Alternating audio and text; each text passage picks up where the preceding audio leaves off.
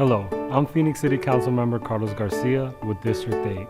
We will never replace in-person teaching, but during these trying times, our children still need to continue to learn.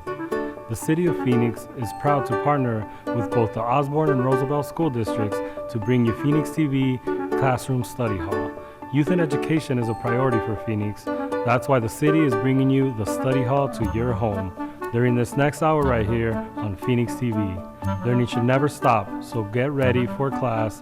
Here's the study hall.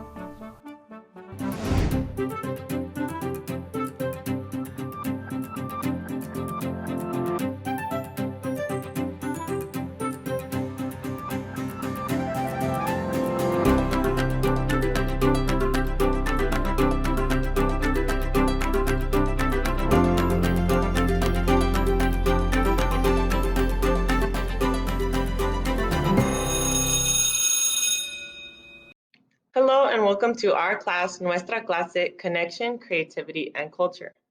My name is Sochi and I'm really happy to be your teacher today. On today's video, we are going on a virtual field trip to the Salt River Pima Maricopa Community Garden. Not only are we going to be learning about science, but we will also be learning history about our community and the cultures that are around us. So before we get started today on our virtual field trip of the Pima Maricopa Community Garden, I want to give you a little bit of history on the Atam. Atam is a word that means the people and is the true name of the indigenous peoples referred to as the Pima. Europeans changed the name of the Atam and referred to them as the Pima. Today the Atam are divided into 5 groups, 4 of which are federally recognized tribes: Tohono O'odham Nation, Gila River Indian Community, Ak-Chin Indian Community, Salt River Pima Maricopa Indian Community, and the Hiachet Atam. Here is a map of the ancestral territory of the Hohokam region, the ancestors of the Atam. The ancestral territory of the Hohokam extended all of this area and into Mexico. Today, when we go on our virtual field trip, we are going to be visiting the Salt River Pima Maricopa Indian Community. The Atam were experts in agriculture in the Sonoran Desert. Thousands of years ago, the predecessors of the Atam, known as the Hohokam, settled along the Salt, Gila, and Santa Cruz rivers. The Hohokam were master dwellers of the desert, creating sophisticated canal systems to irrigate their crops of cotton, tobacco, corn, beans, and squash. They built vast ball courts and huge ceremonial mounds and created fine red-on-buff pottery and exquisite jewelry of stone, shell, and clay. Following their ancestral heritage, they became scientists of their environment. They used and continue to use meteorological principles to establish planting, harvesting, as well as ceremonial cycles. The Atam developed complex water storage and delivery systems. They learned to make the best of their environment, migrating with the seasons from their homes in the valleys to cooler mountain dwellings. They raised a tapestry of crops, including tepary beans, squash, melon, and sugar cane. They gathered wild plants such as saguaro fruit, cholla buds, mesquite beans, and hunted for the meat that was needed from the plentiful wildlife, including deer, rabbit, javelina. So in today's virtual field trip, we are going to be visiting the Salt River Pima Maricopa community. The Salt River Pima Maricopa community is home to 2 distinct tribes: the Akimel Atam, which means river people, and the Pipash, which is the Maricopa. The Akimel and Pipash have resided in what is now called the Phoenix Valley, but their territory extended vastly from the valley. Their farms and villages stretched along the Gila and Salt River. The Akimel Atam have always resided along and depended upon the rivers that intersect their territory. As you can see in the map, the Hohokam canals provided a complex water delivery and storage system. There was 135 miles of irrigation canals that provided water to many communities. Thanks to the Hohokam, parts of these canals are still in use today and can be found in the modern Arizona Canal, Central Arizona Project Canal, and Hayden Roads Aqueduct. From the early 18th century throughout the present, Atam land was occupied by foreign governments. This resulted in the loss of land for Atam peoples and their communities, and being forced onto reservation lands. From the early 18th century throughout the present, O'odham land was occupied by foreign governments. This resulted in the loss of land for the O'odham peoples and their communities, and then them being forced onto reservations. These are some of the reservations that we can see now in Arizona. If you look down here, you can see Salt River right there. So here is a map of the Salt River Pima Maricopa Indian community. Here's the reservation that is just located next to Scottsdale, Tempe, and here's Phoenix right here. Maricopa Indian Community Garden Program provides examples of those ancestral teachings for the community. Here you can see it says, farming is a responsibility that has been practiced by both the O'odham and Peepash for thousands of years. Today, farming is no longer a way of life for most in the community. The Community Garden Program was established to educate our people on the importance of traditional agricultural practices, the indigenous food, and revitalizing this way of life. So today we get to see some of those traditional agricultural practices. We can learn about some indigenous foods, and we also get to learn how you can plant a seed at home. So I hope you have a lot of fun with us on this virtual field trip. Let's do this. All right, welcome to Salt River's community garden. This is the community garden that we teach people different ideas on how to start a garden at their own home, and then we also grow seeds for the community that they can't buy at the store. So the seeds that come from here are all traditional. They're heirloom plants. They've been grown here in the community for over 50 years or longer, sometimes for thousands of years. And so I'm Jacob Butler. My name is Jacob, and I'm the garden coordinator. So I want to take you on a tour of our garden and show you some things. And so if you follow me, I think we'll have a good time. You guys ready to go on the tour? Yay! Come over and check it out. I'll show you guys some stuff. Let's go.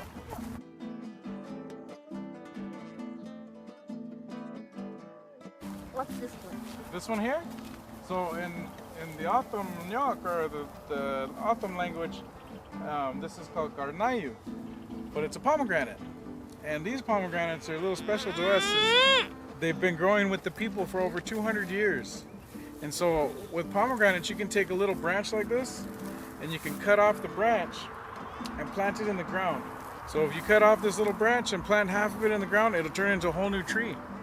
Yeah, and so people have been doing that for years. And so this plant originally was planted 200 years ago, and we still have it today because we've been taking little cuttings and putting them in the ground. And every one of these plants of pomegranates represent a different tree. Yeah. So you cut when it was growing, you cut a little piece off and then keep putting it in the same thing so it grows. So when it's growing, yeah, that's exactly what we do. We cut a little piece off, we put it in the ground, and it turns into a new tree. And when that tree gets older, we cut a piece off of that and put it in the ground, turns into another new tree, and then that's how we grow them. So these are clones of the original. They're identical to the very first plant that was planted all those years ago, hundreds of years ago.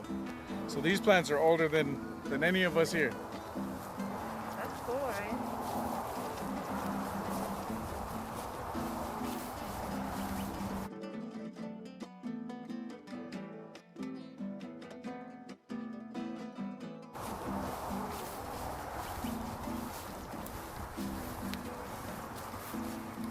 So some plants need different things. Some plants are vines, and they will spread out and grow all over the ground, and some plants do better on fencing like this. So if you look at this one, these are lima beans, and they're going to grow up, and they're going to create a big shade canopy up here. And then these ones are called okra, and let's see if we can try one out. Try bite it? No?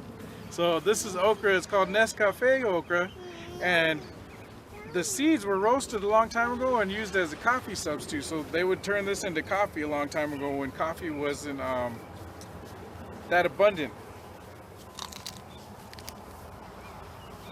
But so all these plants need different things. Like these guys grow straight up. The beans need a trellis. the melons will come all over the ground, and then they'll just create a big canopy on the ground. They'll cover all the ground. And these are box gardens, and these are a little easier to grow in because you don't have to get on your hands and knees. You can stand here, you can get a chair, and you can do all your work right here. You can water. It's a lot easier, and you can protect them from the gophers. So the gophers like to eat a lot of your plants, and in here they won't come up and eat all your plants. And so this is a really cool design, but you can plant straight in the ground, and we're going to do that in a little bit.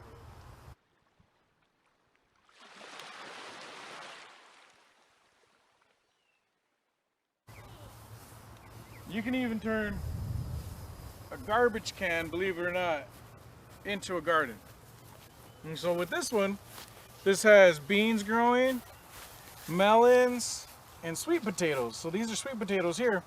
And the beans are going to grow up, and they're going to get all large up here, and then the melons are going to grow down here, and the sweet potatoes are going to grow that way. Yep. Is this going to grow this way? Over there, there's a melon, and they're out of the can. Oh yeah, they're hanging, yeah. And so when they get heavy, when the melons get heavy, we're going to have to tie them off and like help them so they don't break. But check these beans out. So these are called Osborn, or black-eyed peas. So let's see, if we open this up really carefully, they won't explode.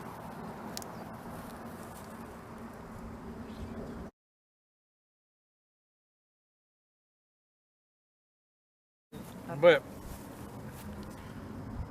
all these plants start from a seed, and then they return to a seed. And so the whole reason you plant one seed, you'll get 100 seeds from that one seed, and then you can eat. And so this is from this plant here, and all these are going to be seeds, or they can be eaten like this. These are green beans, so if you guys like green beans, this is a good one to plant.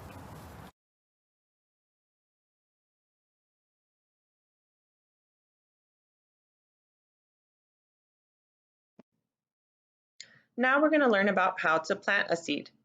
The seeds that we are planting are special seeds called heirloom seeds. That means that they have been passed down from generation after generation, some of them for even thousands of years. That means that they have already adapted to this land and climate. They are specially made to grow here where we live. We have a special type of seed today, and my friend Jacob here is going to teach us a little bit about it. So this seed is a special seed, and he's going to teach us a little bit about the history. So this is called chapalote. It's a pinoli maize. And so this comes from Native Seed Search, and they offer seeds to anybody around the world. But Native Americans from a Southwest tribe were able to request seeds, and they donate them or they give them back to the people, because those are the communities that they came from. And this seed here is really special to me because I'm Otham, or I'm a descendant of the ancient people that most archaeologists know as Hohokam. Those are our Hohokam, our ancestors. And they grew this corn over 9,000 years ago in Arizona, in a town called Marana. They found this corn that was growing over 9,000 years ago. And so this corn is very old. It's been with our people for thousands and thousands of years, and to be able to have them today is special. And so we're going to be able to plant some of this special corn today, or what we call hun. And so, can you say that, Raya? hun. Yeah. So we're going to plant this. Usually we have a gig or a uskut, a planting stick. But today we're going to use a little stick. This will be our little planting stick. And so basically what you guys are doing is how you do it. You have to imagine how big your seed is going to be when it's grown up. And then you plant that far away from each other. So this is the corn here.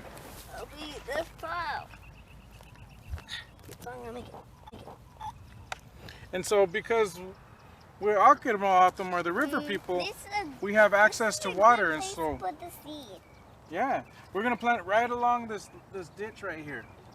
And because we have water, we can plant right along the ditch. I made it big so the seed has room. Oh, cool. But it's real, so we can make like more plants next to it. Oh, yeah, yeah. Well, it needs space. And so we're going to plant 2 seeds here. Then we'll plant one a little bit farther away and one a little bit farther away. That way it has its space so they can, they don't fight. So if you want, I'll plant 2 first and then I'll show you guys, and then you guys can plant 2 right after me. Whoa. And so basically you just make a little hole. You don't have to go too deep. And then you want to plant 2 seeds. And why do you plant 2 seeds, do you guys think? What do you think, right? Because so we don't use too many. If Yeah. we use too many, it won't have enough space. Yeah, if you use too many, all this corn's gonna grow out of there, right? And then you're not gonna have enough to grow down all the way down the line. And so we only plant 2 because you don't want to use too many. And if you do put all the seeds in one spot, then they'll fight. Yeah, and they fight, and then none of them will grow the right way. And so if you plant 2, what happens is maybe sometimes not all of them will grow. So sometimes not all of them will grow, and so if you plant 2, it'll make sure at least one of them grows.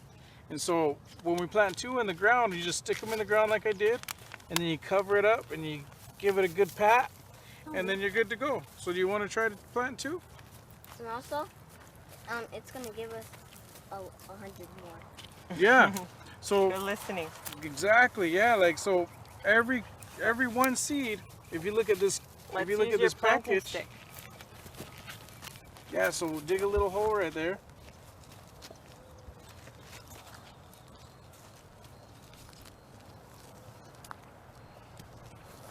There you go. Yeah. And then you just put the 2 seeds in there. And then pinch the soil. Yeah. And then push it down. And there you go. You ready You to want mix to try? it? There you go. Pick 2 seeds. This one. Right here. I only have 1. Oh. Okay. Okay, put them in. There you go. Awesome. These are gonna be 100 Oh, plus don't leave me 100. hanging. All right. That was a pretty good job. What do we say to Jacob? Thank you. Thank you for Oh, teaching you're us welcome. about planting. Yeah, and what's cool is like you said, this one little seed right here is going to turn into all these seeds. So from 1 seed, you'll get hundreds of them. And then if you plant a Whoa. whole bunch of these seeds, then you get hundreds and hundreds of seeds that you can grow next time. And we can eat. Yeah. You Yeah, can we eat could and you cook can and save then some. Now the seeds are ready for some water.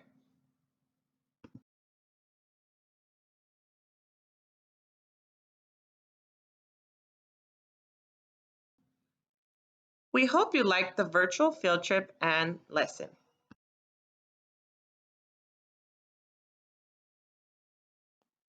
We want to say thank you to Jacob Butler and the Salt River Cultural Resources Department for sharing knowledge and teaching us.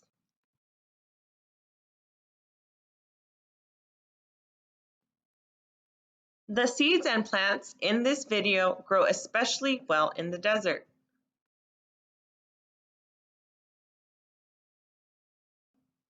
For more information on heirloom seeds and native seeds, check out nativeseeds.org. Happy planting!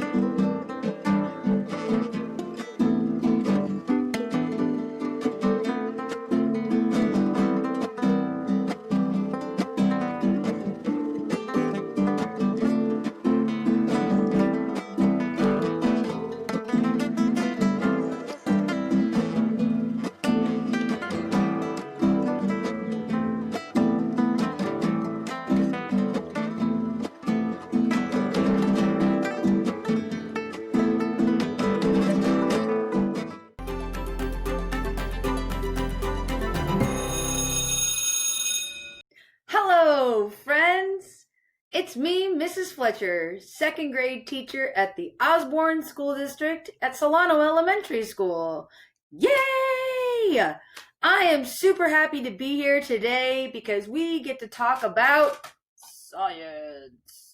Yes, that's right, we get to talk about science. Now, last week we got to do some really cool things to see what effect the sun had on the earth and on us, like if it had effects using light, and we found out that it did. We also found out that it makes us hot, and that's really easy to see here in Arizona.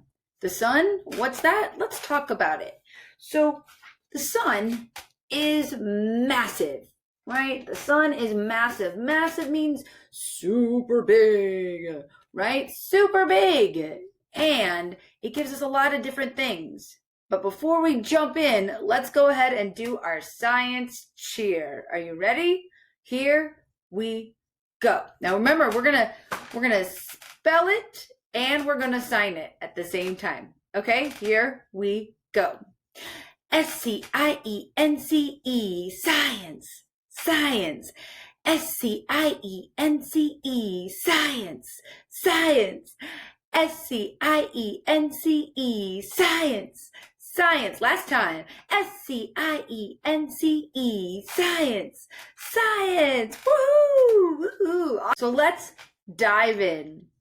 So we remember that scientists like to do a couple things when they are looking at things around them. Remember, scientists need to observe, right? They need to pay attention.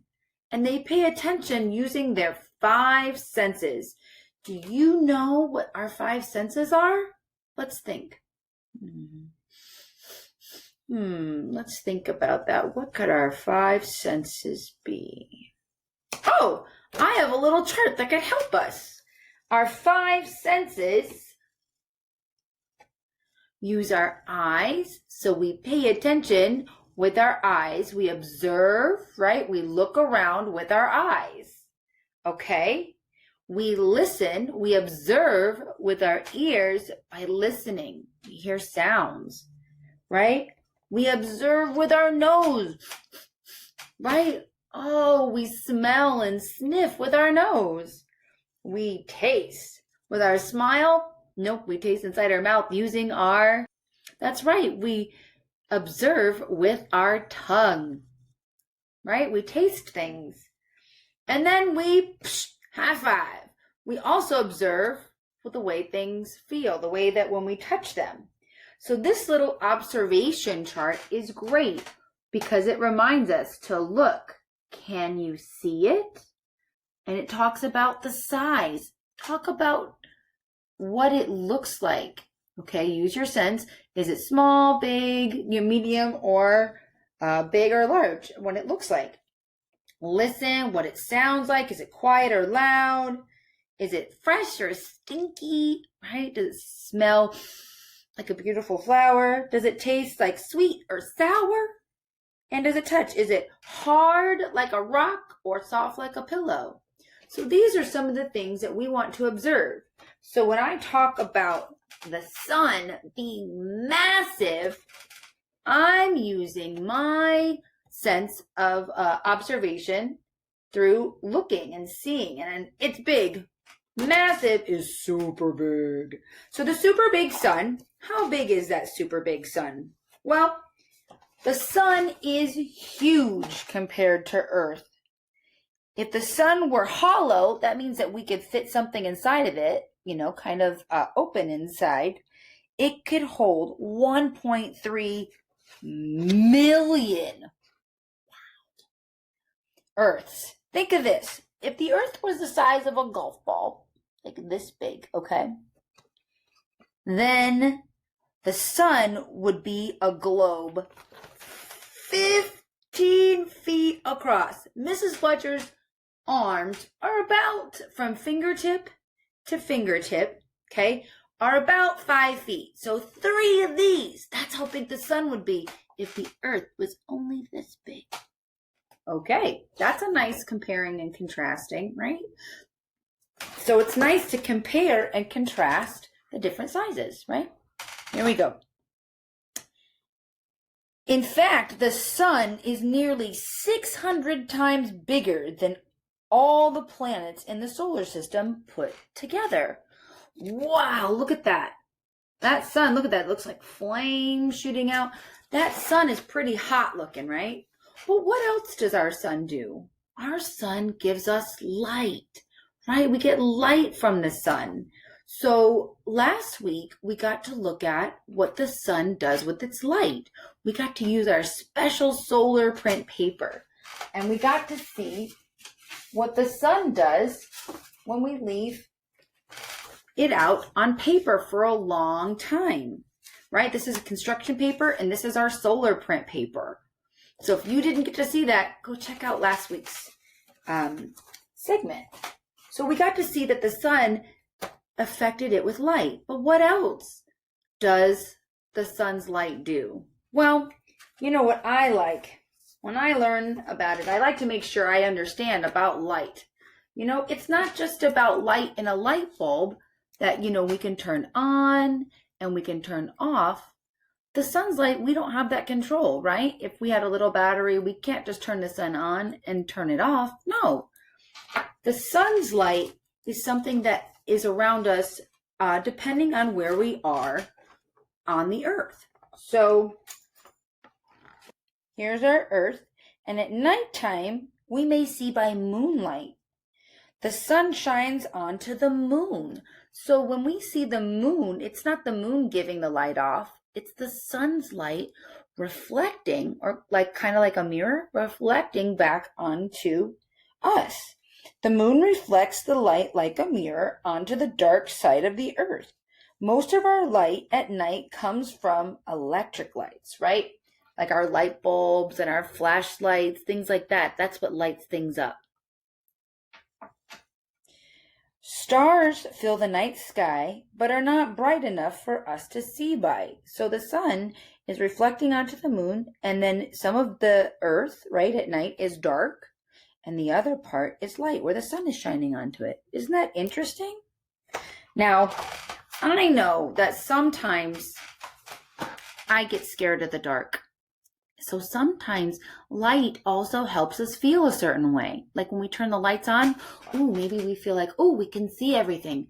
And sometimes when it's dark, it gets a little spooky. I have a friend who sometimes he's a little bit afraid. And my friend, his name is the Love Monster. And this story is about the love monster and the scary something by Rachel Bright. Let's find out, friends, and I want you to observe what you notice happens to the love monster. And does the light make him scared? Does the light make him feel comforted and safe? What happens? All right, get your observation eyes on. What color is this? This is yellow. This color is yellow. Very good. It looks like it's dark. There's all the houses in Cutesville, and there's Love Monster's house. And that is the moon. And see how it's glowing? It's a full moon. That's reflecting the sun's light. So interesting. It was way past bedtime o'clock in Cutesville, and everyone was fast asleep. Everyone, that is, except one particular monster. Hello, Love Monster. You see, just like every night, he'd made a cup of hot milk with chocolate sprinkles and counted his way up the stairs. 1, 2, 3, 4. As usual, he'd read 15.5 bedtime stories. Closed his eyes and snuggled in tight with Teddy. But that night, the harder he tried to nod off, that means he's trying to fall asleep, the awaker he was, and the later and darker and spookier it got. See the little clock?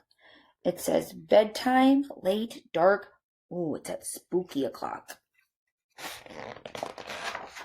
So Love Monster lay and listened to the sounds of the shadowy night. Tick-tock, tick-tock, tick-tock. That was the clock. That was the sound of the wind in the leaves. Okay. Hoo, hoo, hoo. That was the Cutesville owl. Rustle, rustle. That was the... Hold on. What was that? What's making the rustling noise? It sounded like something in the yard.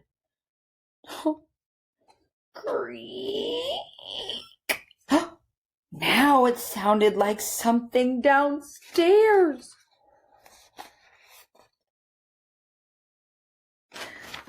Bang! Ah!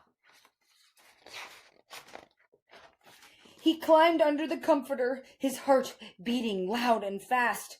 There was definitely something out there, and that something definitely had gotten in.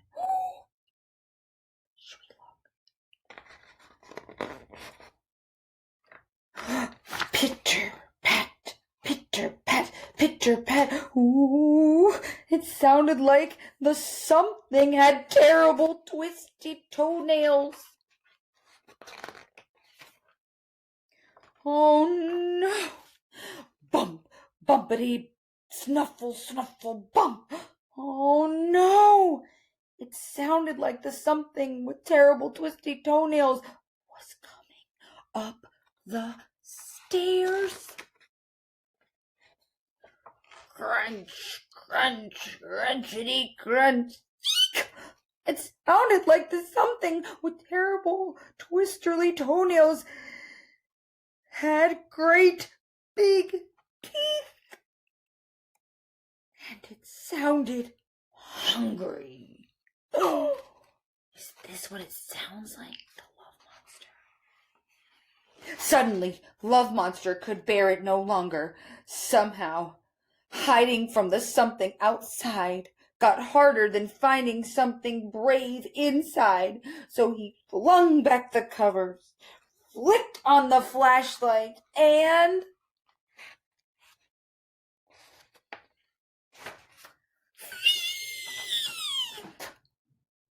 went the something.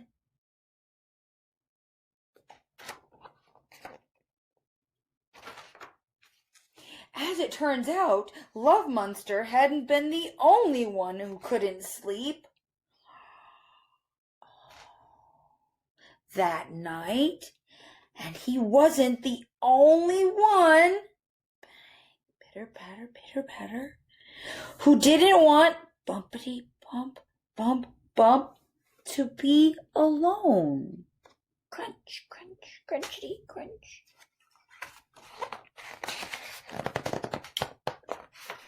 And as the tiniest, fluffiest bunny in Cutesville explained to his, I suppose, a bit googly-eyed friend, they both laughed and laughed until their tummies ached. And you know what? The dark just didn't seem that spooky anymore. You see, sometimes it's only when you're brave enough to face what you're afraid of that you find out there was nothing to be scared of after all. Oh, look at Love Monster. And they're looking at some rainbows. And our friend, the sun. The end. Wow. Friends. Wow. So, did you guys observe anything? Did Love Monster observe anything? Oh, I know. I know that he observed with which sense? I think he observed with his ears. I think he was listening. Remember? He heard the crunching and the bumping and the creaking, and he started to imagine that it was a giant, terribly twisterly toenail monster but instead it was just a little fluffy bunny hopping up the stairs, crunching on a carrot. Sometimes the dark and sometimes the light can change what we see. Like, sometimes the light can change color and it can change out to make something super cool when it combines with water. Do you know what I'm talking about? Light makes rainbows. How does light make a rainbow? You can't touch or grab hold of a rainbow. That's because it's made of sunlight. Ooh. Have you ever seen streams of sunlight shining in a forest? They look white. Wait, didn't the sun look yellow to you before? Let's keep reading. If sunlight is white, how can it sometimes shine with all the colors of the rainbow? That's a great question, scientists. That's one of the important things of it being a scientist, is to ask questions. Let's see. Look at a color wheel. You can see wedges of color. If you spin the wheel gently, the colors will start to blur.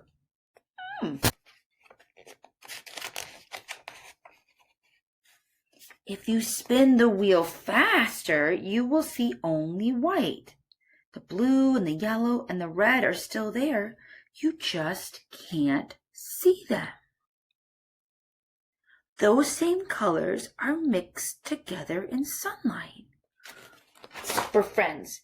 Should we try that experiment? Let's see if we can blend some of those colors together. All right, let's try it. Little circle. Now you could trace a lid if you wanted to. I'm just going to use a couple colors to see what it would look like if we blended our colors together. You know, what the book was talking about. Let's see what this could be. So we have red is 1/3 of our circle, and we're going to do a yellow part. Now you could use other colors if you wanted.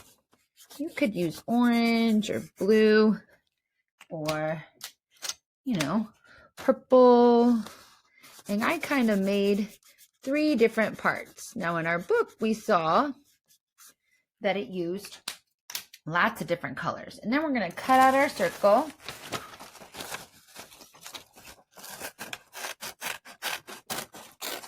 Okay, we're going to cut, and cutting and using markers and drawing helps us make our hand muscles stronger.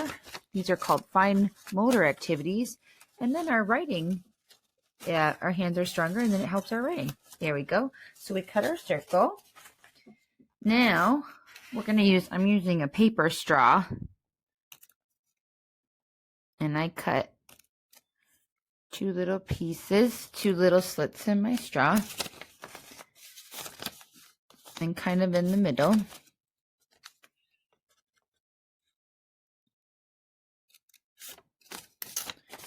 Now I'm going to put this through.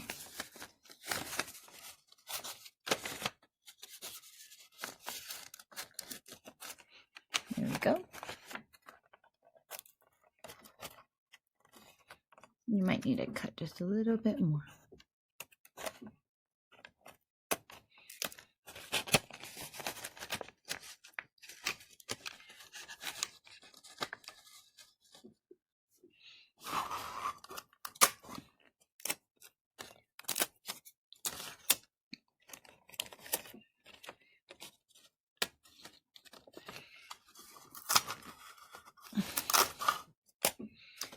Here, I'm taping it down.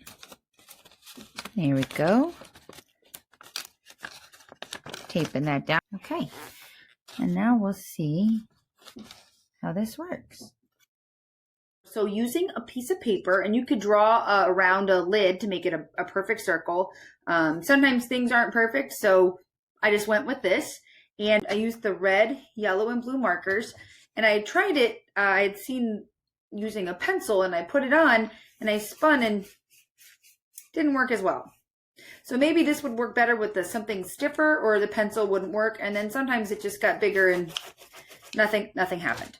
So then I used a straw, and I took a paper straw, and then I cut, like on the sides, I cut 2 little on the sides, and then I slid that through the hole and opened it up like this. Okay, and I taped it down. Okay, and my first one turned out okay. It was a little tilty. It still shows you so when we do it, it didn't seem to do as well. You can see some of the colors starting to blur together. You see some of when you see the red and the yellow together, you see kind of orange. You see some purple real quick when you see the red and blue. And I'm going to see if I can make this white with my tilty kind of oval shape. So see, when I spin it, you see the colors blurring, and then sometimes you'll just see white. Now my paper is kind of curving like this. So as a scientist, I observed that maybe I should use a stiffer paper. So then I made it one more time. I don't have a stiffer paper, but it's not as tilted. It's kind of a wavy pizza. Mrs. Fletcher, it's a little wavy. It's all good. All right, so this is just a different color paper straw, and flattened it, and we're going to try it again. So I'm holding my hands like this, and we're going to see. Ooh, look, you can see the colors blend, and then you do see it does turn kind of white. You see all the colors, red, orange, yellow, green, blue, purple, and then you'll see white. So neat. I love this experiment. You guys can make this too. So fun. Rainbows at home, and the white light of the sun.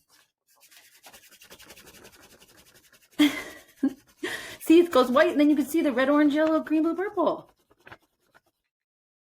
And that's just with, that's great. Oh, friends, this is so much fun. I'm so glad I could do this with you today. So what did we learn about? We learned about light. We learned about rainbows, and we learned about how the sunlight can affect the way we see things, and how light can look different. And I learned that when I mix all the colors together, it doesn't make, one big globby color when it's sunlight. Maybe it does when it's paint, but not with sunlight. When you mix all the colors together in sunlight, it's white. When I mix all the colors together in paint, it turns out to be a real rich brown, kind of black earthy color, like what earthworms would live in. So we need both of those things. So I now know, makes me think about, what else can sunlight do? Super friends, this has been so much fun, and I'm so glad I got to do this with you today. So before we go, I'd like to do one more thing, and that's our alliteration. Today was all about light. And since it's about light, light starts with the letter L, just like our friend lion. Roar! We're going to do an alliteration, kind of couple of sentences. And alliteration means we repeat the sounds, the same sound that we hear. And this helps with the way that we listen and helps with the way that we speak. So our alliteration is going to talk about a lizard in a leafy tree. All right, here we go. A long-tailed lizard in a leafy tree lays down to sleep. He's a little lazy. He licks his lips with his long lizard tongue, and he takes a little nap in the light of the sun. Fun, huh? Now, I just made up that tune. You can do any tune you want. You don't even have to sing. I just found that singing helps me remember, and it helps me hear the smaller parts of the words. Those are called the phonemes. Those are the letter sounds. Here we go. A long-tailed lizard in a leafy tree lays down to sleep. He's a little lazy. He licks his lips with his long lizard tongue, and he takes a little nap in the light of the sun. So fun, super friends. Thanks so much for playing with me and light today in our science snippets. I think this was so much fun. Thanks so much, friends. I really appreciate you. And before we say goodbye, let's go ahead and do our goodbye song in English and in Spanish, and also sign language. And then we'll do our science cheer. Are you ready? Here we go. Adios, amigos. Adios, amigos. Adios, amigos. Es tiempo de decir adios. Goodbye, friends. Goodbye, friends. Goodbye, friends. It's time to say goodbye. All right, let's do our science cheer one more time. Here we go. I'm going to spell it and sign it. S-C-I-E-N-C-E. Science. Science. S-C-I-E-N-C-E. Science. Science. Last time. S-C-I-E-N-C-E. Science. Science. Woohoo! Thank you so much, super friends. This is Mrs. Fletcher, second grade teacher in the Osborn School District at Solano Elementary School, signing off, saying I will see you later. Keep using your science mind and always keep singing. Thank you so much, super friends. Good morning, students. I'm Michael Roberts, Superintendent of the Osborn School District in Central Phoenix. And I'm Quentin Boyd, Superintendent of the Roosevelt School District in South Phoenix. We're pleased to have this partnership with the City of Phoenix to take Phoenix students on a new learning adventure right here on Phoenix TV. Just because our school buildings are closed doesn't mean the learning stops. We have the best, most creative teachers from Roosevelt and Osborn school districts on board to provide you with a great learning experience. Okay, students, that's the bell, so the Phoenix TV Study Hall resumes. Here's your next lesson. Hello, welcome to first and second grade science. My name is Ms. Soto. I am a second grade teacher at Cesar Chavez in the Roosevelt School District. A fun fact about me is that I was born in Mexico and I moved to the United States when I was in 6th grade. Today we'll be learning about the environment, so I hope you're ready. You probably don't spend much time thinking about trash, not until it starts to smell or the bag is getting full. We all make trash every day, such as eggshells left over from breakfast, the plastic bag from your lunch, or an empty banana peel. Also, we bring a lot of papers home from school, and they don't all fit in the refrigerator. We usually throw a lot of this trash or waste into the garbage, but have you thought about what happens to all the trash? Well, it doesn't just magically disappear. What happens to the trash depends on what it's made of. For example, some waste decomposes. This means that it breaks down or rots. Have you ever taken a walk in the woods or gone on a hike? You may notice old leaves that fell last autumn or old logs. You may notice that if something is decomposing, it is slowly becoming brown and mushy. They decompose because those things were once alive. For example, the log and the leaves were once a part of the tree. We make waste that decomposes too. Usually this waste is usually made of things that were once alive, such as eggshells, banana peels, apple cores, and leftover food from our table. Like this apple, for example. As you can see in the first picture, it is very green, but in the second picture, we can see how it is starting to decompose since we see a brown spot, and in the last picture, we can see how our apple is now decomposed and now it is not safe to eat it. Instead of throwing it away, this decomposed fruit, or also vegetables, can also be used as compost, which is food for our gardens. But what about the waste that doesn't break down or rot? This waste goes into a dump, also known as a landfill. The waste ends up just sitting there, making a big smelly smell, and it will stay there for a very long time. Luckily, there is a way that you can get rid of your waste without adding to that mess by recycling. Recycling means taking waste and making it into something else. This is called the recycling symbol. It has 3 arrows because of the 3 R's: reduce, reuse, and recycle. Maybe you have a recycling bin at home, or you have one in your classroom. Things that you can recycle are paper, plastic, and metal. Let's check out what happens to the waste that you put into the recycling bin. First of all, the waste in the recycling bin is collected and then is put into 3 groups. All these different groups are plastic, metal, and paper. All of the plastic goes into one pile, all the metal into another, and the paper also goes in another pile. Metal is taken into a special factory where it is crushed and squished together with metal from other recycling bins. This big lump of metal is then broken down into smaller pieces. Next, those smaller pieces are melted and then poured into molds shaped like blocks. This new block of metals are now sent to other factories where they can be used to make other things made of metal. So the metal cans that you throw in the recycling bin, they don't just go to a landfill, they get a new life as a new can or a piece of foil or even part of a bike or a car. Your old milk jug made of plastic can also be turned into something new too.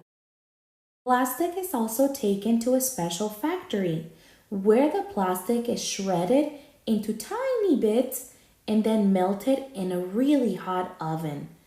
And then it's made into little pellets. Factories can take these pellets and make them into new things, such as water bottles and food containers, and even bigger things like park benches, carpets, and even clothes. What about all those papers that you brought home and don't need anymore? Paper is recycled a little differently than metal and plastic. Paper is taken to a recycling center where it is mixed with other papers in a whole bunch of water. Once it gets all goopy, the goop is then smashed between the 2 rollers. It is then squished into big flat sheets. The sheets are then left to dry. Then they are cut into pieces of new paper. This brand new sheets of paper can be used into creating amazing artwork. If you think about it, when we recycle, we are breaking down waste that doesn't decompose on its own, and that makes less waste for all of us. So keep recycling. Hello, since we are learning about the environment, I have invited somebody that has been working with the environment very closely for many years. That person happens to be my dad. Dad, would you like to introduce yourself? Yes, hi kids. So my name is Senor Soto, and for the last 30 years, I've been working very hard to take care of the environment. Wow, that is a very long time.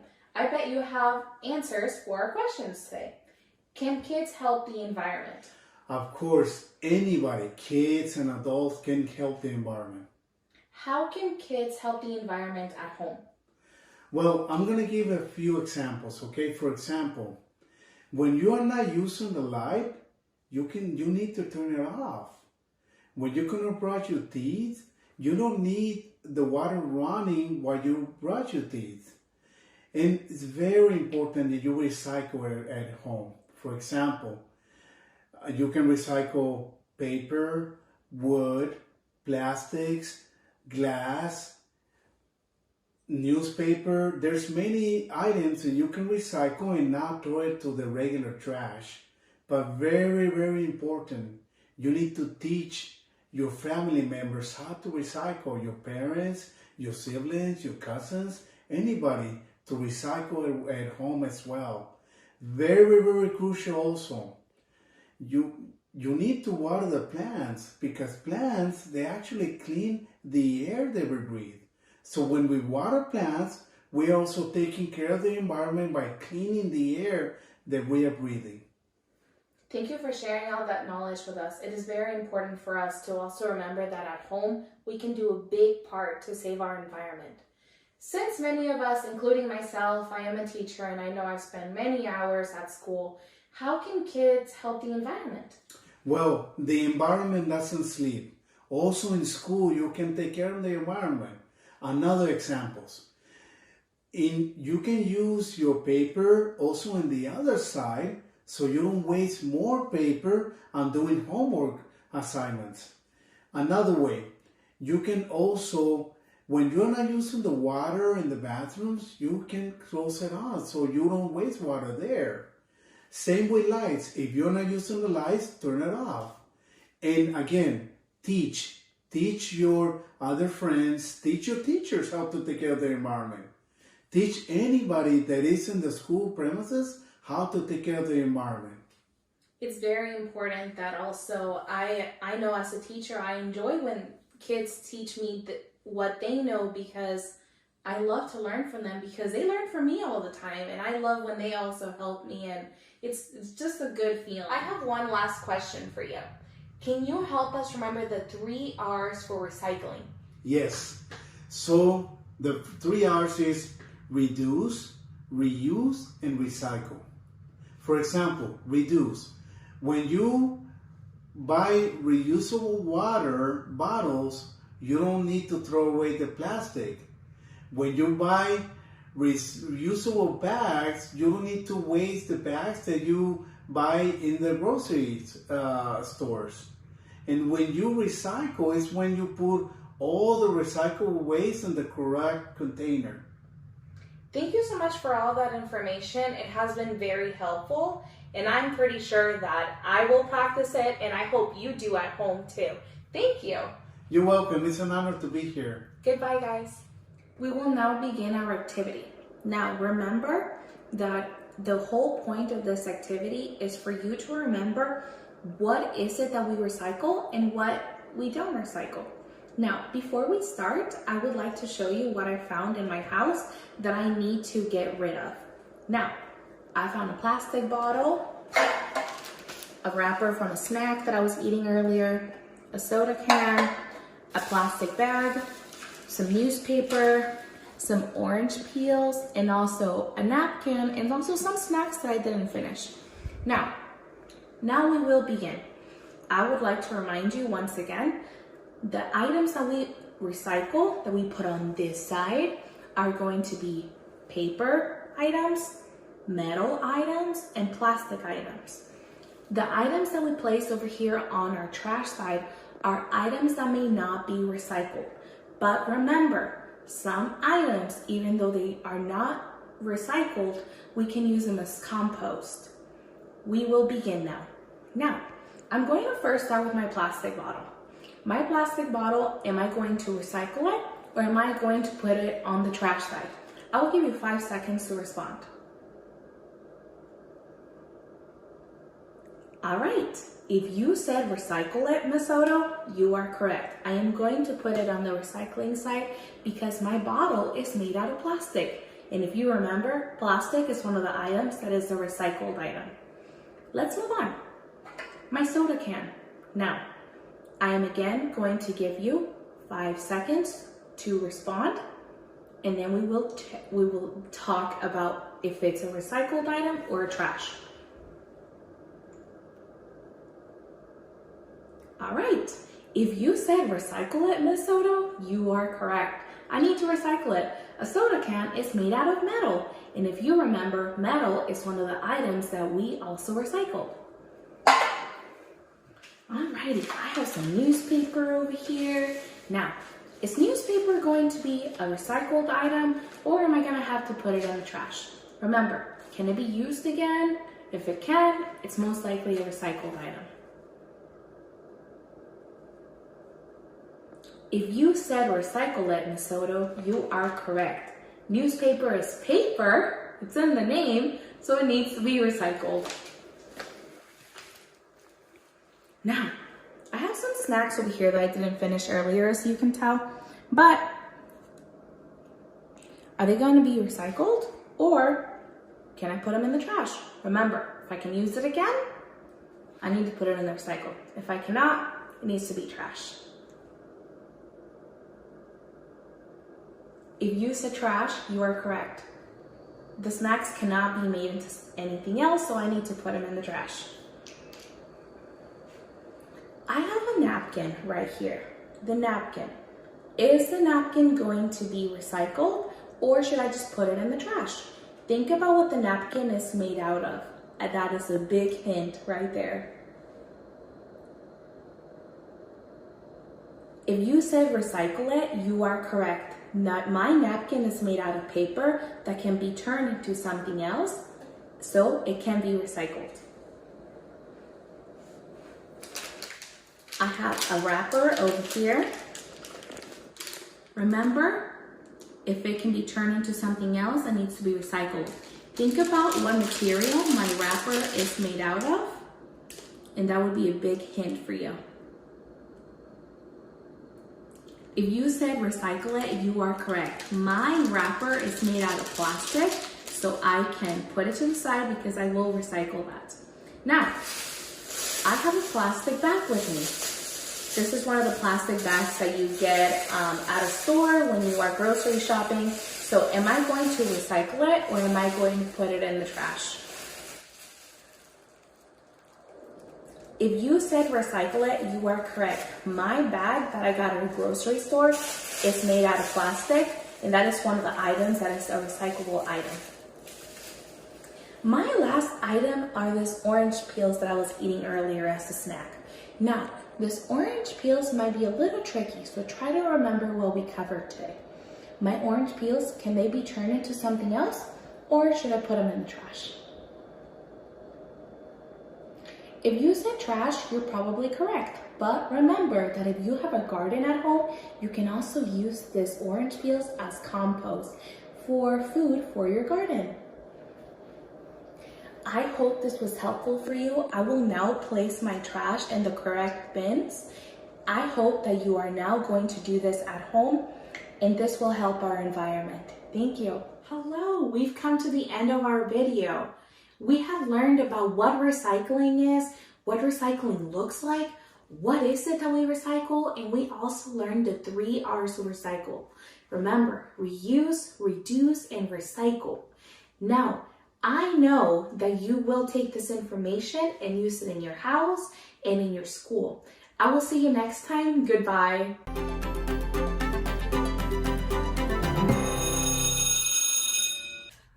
Good morning, boys and girls. Mrs. Messia is here, back with another science video for you guys this week. I am a 4th grade teacher at Stunland Elementary. A fun fact about me this week is that sometimes I wear glasses and sometimes I don't wear glasses because science created contact lenses. Today we are going to get ourselves started with a few materials, so we need to get organized before we dive into this science lesson. So the items that you're going to need today are a pencil, paper, tape, and another piece of paper. So once again, you need a pencil, 2 pieces of paper, tape, and of course, we always need our eyes to be able to make some cool scientific observations. Let's get started. So today we are going to be learning about camouflage, and I want us to get ourselves organized first by writing our focus question at the very top. How do animals use camouflage to survive in their environment? So please, when you have your piece of paper in front of you, go ahead and write this question down. I will give you about 30 seconds to get your materials and write this question down.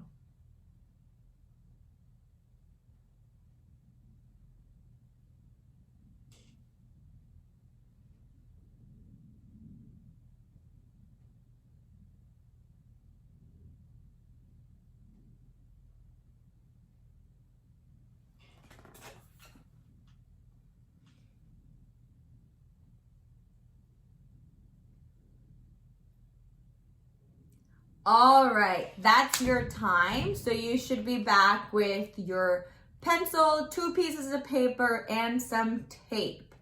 And at the top, you should have started writing the question down. How do animals use camouflage to survive in their environment? Awesome job. We're also going to create this table with a total of 1, 2, 3, 4 columns. The first column is just so that we keep ourselves organized and we go ahead and number ourselves for each animal that we're going to observe today. In the first column, you're going to write environment or the word habitat. Those are the places where animals live. For example, you live in your home. You can consider that your habitat, your environment in which you live in. And then we have the question, is this animal well camouflaged? And remember, we're taking notes, so it's a short phrase. Well camouflaged, yes or no, is your third column. And your final and your fourth column says why or why not. We're going to ask ourselves, are these animals truly camouflaged? And we're going to write our thinking down in this column. And as you can see, I have a total of 1, 2, 3, 4, 5, 6, 7 rows. We got ourselves organized. We are going to get ourselves started. And I want to make sure that we're making really close observations while I share an awesome book with you in which we're going to make observations. It is titled Hide and Seek by Andrea Hellman, and it's photographed by Gabriel Jacan. And Hide and Seek, Nature's Best Vanishing Acts. What do you think about that title? The word vanishing. Ooh, is it magical? Does it disappear? Or are we gonna think about it more scientifically and say, how do animals vanish in their environment? For example, take a look at this cover. Do you see a vanishing act occurring? I do too. It's totally right here. It looks like a well-camouflaged green frog that matches the foliage of that plant.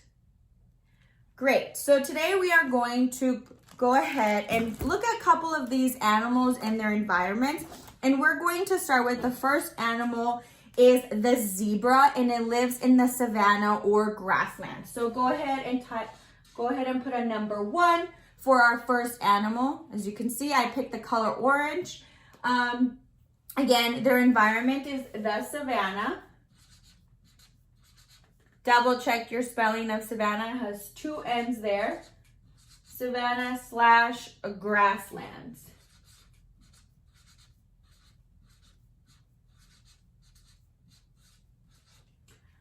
Awesome. And so I'm going to go ahead and read to you about the zebras that live in the savanna, in the grasslands of Africa. While I'm reading, I want you to be thinking about our focus question. How do animals use camouflage to survive in their environment? Let's get started. Here's our first animal, gray zebras. Oh, gravy zebras. On the dust, okay, gravy zebras. Get a close look at that zebra. Dusk on the dusty African savanna. It's a risky time to drink, but the gravy zebras are on the alert. Lions and hyenas are out of sight, but not out of mind. There is safety in numbers, so they gather together, their dazzling black and white stripes making a dizzying scene, shimmering in the rising heat waves. The stripes seem to run together, making it difficult for a hungry predator to pick up just one zebra. When one does attack, an alarm call passes through the herd. Run! With bodies almost touching, they can go for hours outrunning a lion. It's a dangerous life, but loyal zebras take care of each other every day in their fight for survival. And I'm going to say no because I believe, and I'm going to write why or why not here. Make sure you're writing your thoughts down as I write mine.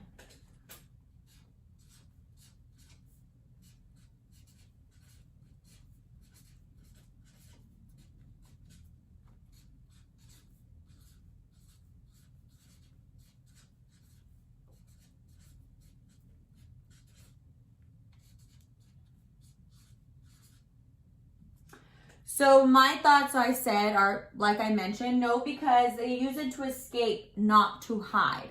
So keeping those words in, like, I know that camouflage animals use it so that they're able to survive in their environment. We're picking up on the cues of, like, how do they survive? In this case, are able to survive by running away. But in my mind, I'm thinking of it as hiding. So I am going to put no. I could be wrong. I hope you have your answer written down. Are you ready for the next animal? This is going to be our second animal, and I'm switching to the color red. Go ahead and write your number 2 down. Our next animal is an animal of the sea. This animal is called the marine iguana. Let's go ahead and write their environment down. And then we're going to ask ourselves, again, are they well camouflaged or not? The marine iguana. Take a closer look. Very good. Strong waves bombard the rugged, rocky shores of the Galapagos Islands. After a dive to feed on the algae and seaweed, the primitive-looking marine iguana emerges from the cold Pacific waters to spend serious time warming its soup-colored body in the sun. The cold-blooded creature is the only lizard in the world that lives in the marine water, stretching out on the black lava rock. Its black body tricks the Galapagos hawks, its keen-eye predator. Fascinating. If you take they were well camouflaged, shout it out. I think so too. I think they did an awesome job at camouflaging. And go ahead, and as I write my thoughts as to why I think they're well camouflaged, you write down your thoughts.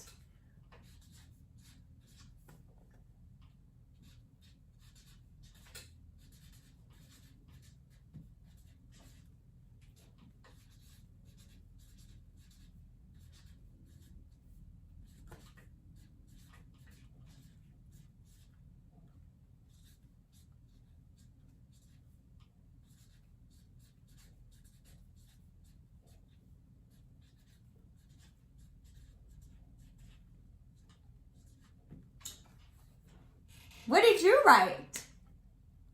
I wrote, because the marine iguana's colored skin allows it to blend in.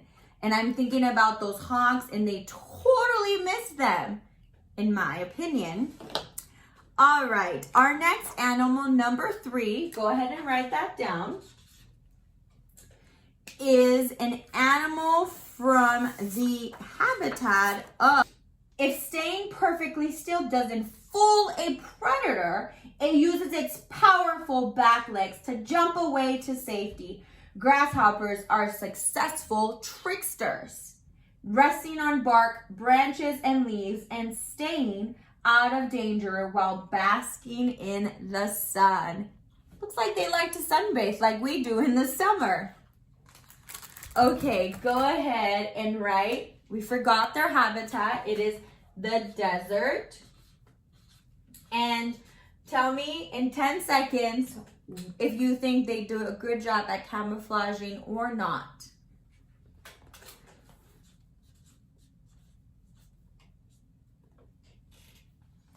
I wrote, because they blend into the desert pebbles and just sitting there very still. Our fourth animal, boys and girls, it is the cryptic catid, but it is in the habitat of a forest.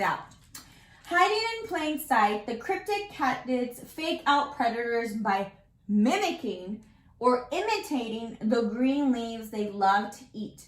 Their ears, tiny slits of their front legs, listen for their enemies. Bats, birds, spiders, and even tree frogs. When the catid wants to communicate, it rubs its wings together and sings out in the night, catty deed, catty didn't, catty deed. That's probably why their name is the catty did. To attract a mate and to tell rivals, back off. Then you were able to camouflage in this way, do you think your friends would find you? Probably not. So, because of the color, shape, and ability to mimic the leaves, they like to eat. How awesome! Did you write something that was similar to mine, or did you write something different? If yours is different, as long as you have evidence to say why you think this animal is great at camouflaging, that is all you need for this science investigation. Are you ready for our next animal? Animal number 5 is the owl butterfly, and it lives in the mountains.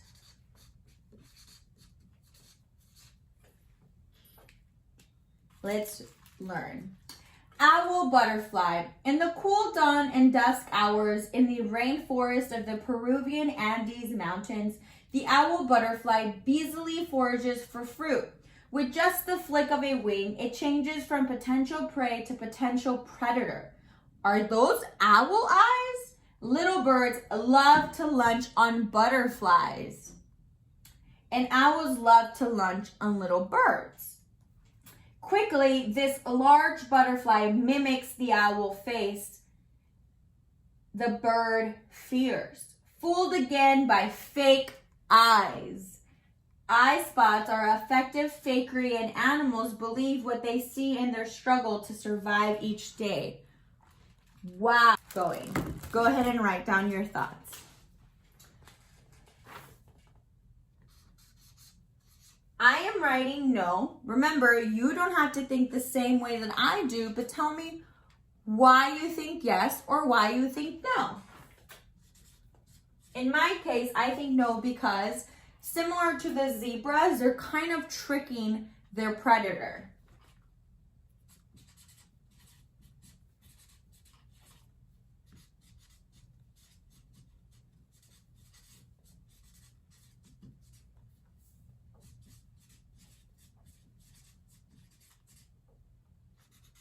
They're tricking their predator and they're not blending in. Landed on the trees and changed the colors of the trees. What color do you think it made them? Yeah, totally. It made them black. So the barks of the trees changed to this black color because of the soot that had landed on them. And these peppered moths that were more white and had less black spots were easily spotted by the birds that used to feed on them. So slowly those peppered moths were gone away because they were eaten, and the peppered moths that had more black spots on them were able to survive because they were able to camouflage on the dirty trees now. So they were able to camouflage better. So I want you to take a look at my background. Similar to the peppered moth, I have hidden 2 moths on my poster board and in my background. Can you spot them? We can see one, yeah, up here. It camouflages with my background, my wallpaper, and also here is another one that is camouflaged to match my orange question mark. Very good eyes, boys and girls. Now, what if I had a moth that was a completely different color and I placed it on my background? Would it be easy to find? What do you think? Now, I have added a new moth to our background. Do you think this moth is well camouflaged? Let's go ahead and write our 7th animal. Its habitat is here on my background, so we'll just write background instead of a tree. So I want you to pick one of the 3 moths that I have camouflaged in my background. The moth up here, the moth on my question mark and this brand new moth. Do you think this one's easy to camouflage? Is it doing a great job? What are you thinking? I agree with you. I think no. Out of all three of these moths, this one's having a difficult time. Why? That's right. It's not blending into its environment. So if there was a bird in my house and it was looking for a moth to eat, which one do you think would get eaten first? Absolutely, this black and white spotted moth. Let's go ahead and write down our thinking.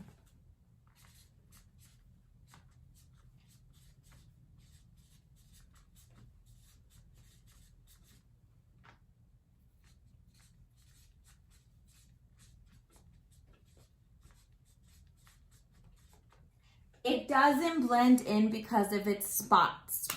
So boys and girls, that is all you're learning today about camouflage and how they're able to survive. Remember, your question was, how do animals use camouflage to survive in their environment? Go ahead and write a sentence about how you think animals are able to survive in their environment using this question. I also have a challenge for you. You can, on your second piece of paper, go ahead and draw a moth that looks like this. It can look like a butterfly. You can make your own animal. Get as creative as you can and go ahead and look at and analyze your environment, your home, and get your family involved and say, hey, I learned about camouflage today. I want you to look for my 3 camouflaged moths that I have hidden around our home. You can make it challenging for them. You can make one easy for them, or you can make them all super difficult to do. I would suggest to hide them in plain sight. Don't hide them behind something. We're not playing hide and seek outside. We want them to think, is this animal able to camouflage into its environment? I just took a piece of paper, a white piece of paper, and I drew the wings of my moth, and I was able to camouflage them in my background. If you're watching us on YouTube, please feel free to comment below on how your family did finding the moths that you camouflaged around your home, in your environment, in the habitat that you live every single day. Boys and girls, thank you for joining me today and learning with me. I will see you again next week. Have a great day.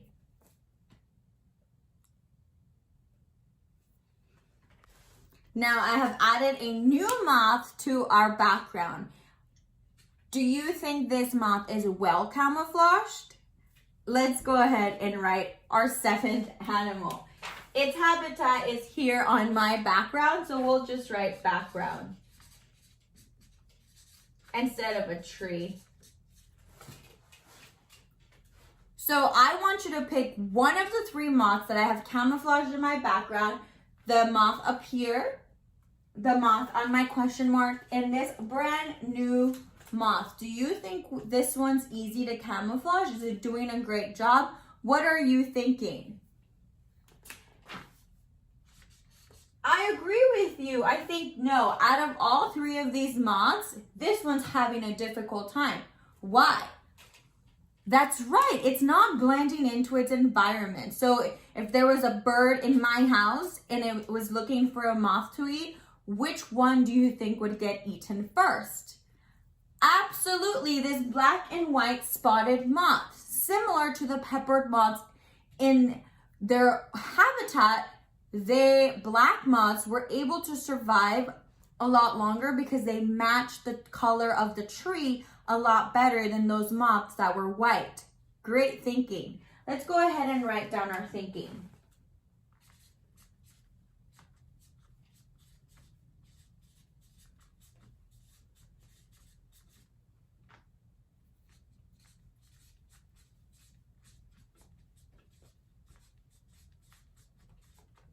It doesn't blend in because of its spots.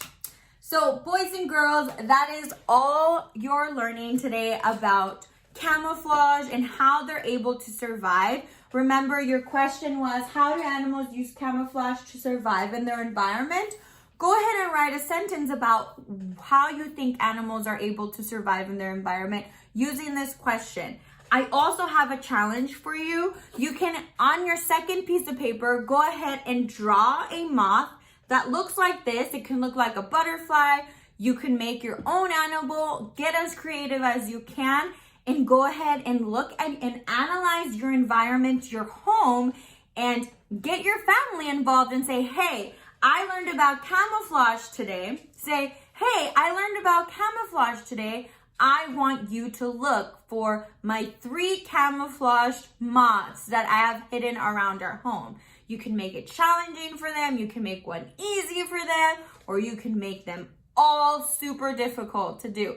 I would suggest to hide them in plain sight. Don't hide them behind something. We're not playing hide and seek outside. We want them to think, is this animal able to camouflage into its environment? I just took a piece of paper, a white piece of paper, and I drew the wings of my moth, and I was able to camouflage them in my background. If you're watching us on YouTube, please feel free to comment below on how your family did finding the moths that you camouflaged around your home, in your environment, in the habitat that you live every single day. Boys and girls, thank you for joining me today and learning with me. I will see you again next week. Have a great day.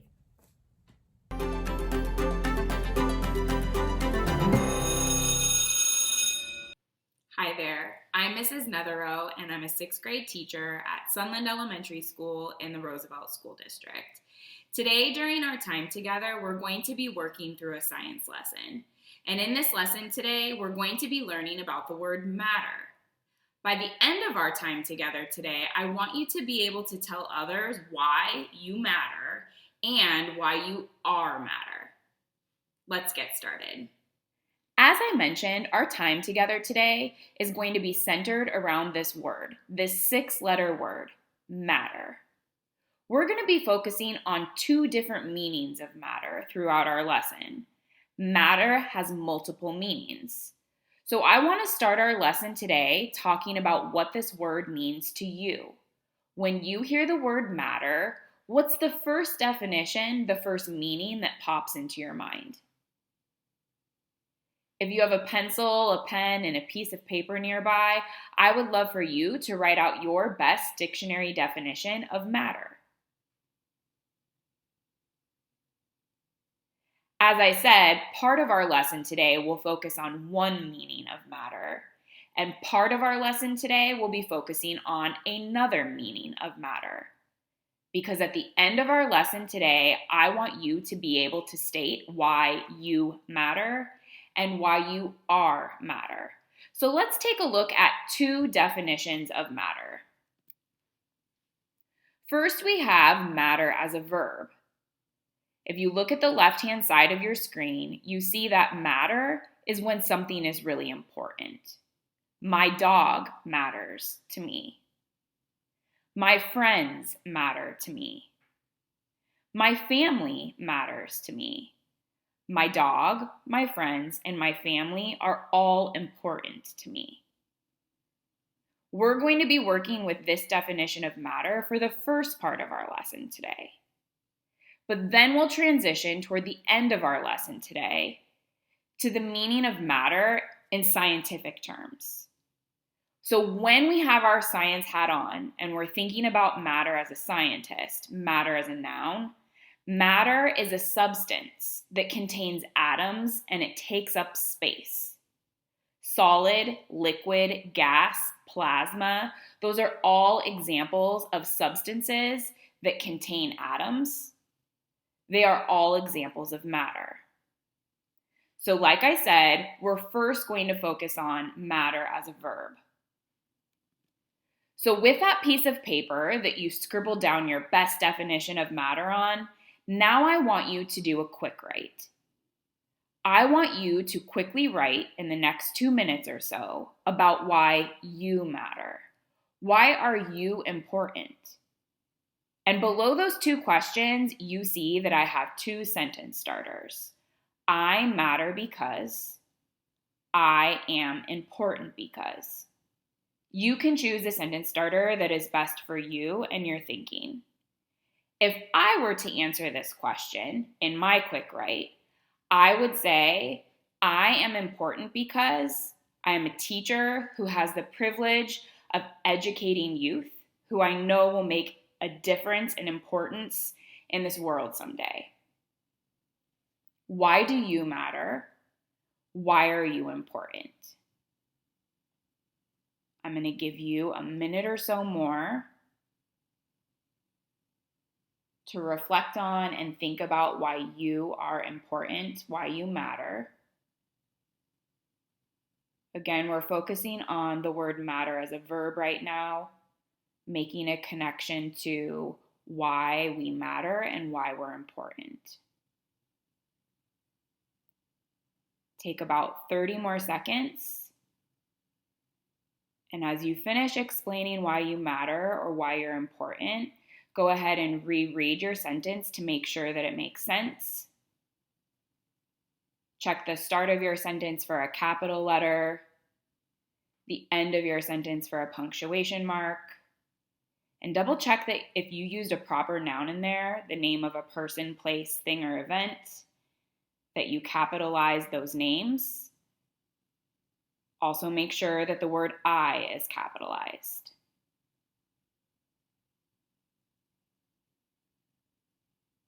I would love for you to get up, go find someone in your home and tell them why you matter. Ask them why they matter. As I've already mentioned, today we're focusing on this term matter, this multi-meaning word, and we're focusing on two of the meanings of matter. So we started talking about matter as far as things that are important, and we're going to be shifting gears soon to think about matter as far as a scientific term, something we need to understand in the science world. But before we make that transition, I want us to connect the two terms. So we're going to use this book that's titled You Matter to connect matter as importance to matter as a substance, matter in science. This book is written and illustrated by an author named Christian Robinson. And his purpose for writing this book is to remind you and remind me, remind everybody that we are all important. But if we take a close look at this story, Christian Robinson also heavily focuses, especially in his illustrations, on things related to science. And that's why this book is the perfect connection between matter being important and matter as a scientific term. When we're finished reading this story, we'll wrap up the first term, that first definition of matter, by revising our quick write. I asked you, why are you important? And I know a lot of times when I read or watch things or have discussions with people, I oftentimes get ideas. So if we read this story and you have an aha moment, a light bulb goes off and you're like, oh yeah, that's another reason I'm important. I'm going to give you a minute or so to add to that list of why you are so very, very important. So let's get started reading You Matter, written and illustrated by Christian Robinson. Again, he writes, this book is for anyone who isn't sure if they matter. You do. And we start off this story right away with a little girl looking through a microscope, and the perfect connection from matter is important to matter as a scientific term. The small stuff, too small to see. Those who swim with the tide, and those who don't. The first to go and the last, you matter. When everyone thinks you're a pest, when everyone thinks you're annoying, when something is just out of reach, when everyone is too busy to help you, remember, you matter. If you fall down, if you have to start all over again, even if you're really gassy, you matter. Sometimes home is so very, very far away. And sometimes someone you love says goodbye. Sometimes you feel lost and alone, but you always matter. Old and young, the first to go and the last. The small stuff, too small to see.